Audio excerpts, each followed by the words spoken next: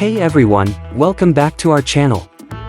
Today, we're diving into a popular topic that's been making waves in the fitness community, creatine. You might have heard about it from friends, seen it in gym supplements, or read about it online. But what exactly is creatine, and is it worth adding to your fitness routine? Let's break it down. First off, let's start with the basics. Creatine is often mentioned alongside amino acids, but it's not one of the 20 amino acids that build proteins. Instead, your body produces creatine from 3 amino acids: arginine, glycine, and methionine. It's stored primarily in your muscles and helps with energy production. Now, why might you want to consider creatine? Here are some potential benefits. 1. Enhanced athletic performance. Creatine is known for its role in rapid energy production.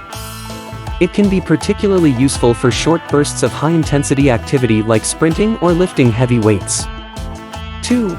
Improved muscle recovery. There's evidence suggesting that creatine, combined with proper nutrition, can help your muscles recover faster after tough workouts.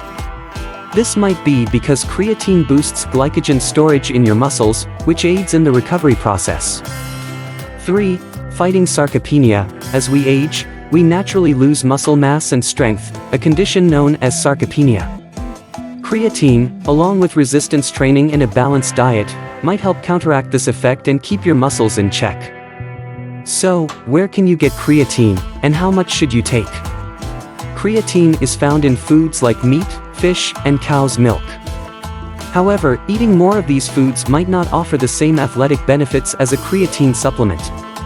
The most researched and commonly used form is creatine monohydrate. The general recommendation for supplementation is 3 to 5 grams per day. Avoid loading up on higher doses, as studies show it doesn't provide additional benefits and could stress your kidneys. Is creatine safe?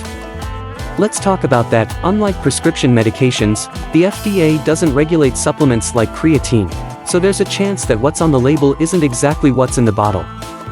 Always choose reputable brands to ensure quality.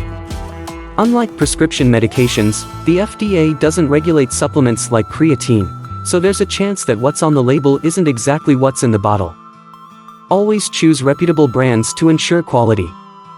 For most people, a daily dose of 3 to 5 grams is safe. However, if you have kidney issues, consult your doctor before starting. Also, it's worth noting that creatine is not an anabolic steroid and won't affect testosterone levels. One side effect you might notice when starting creatine is a temporary weight gain due to water retention. But don't worry, this usually settles down and doesn't pose long-term issues. So there you have it, the lowdown on creatine.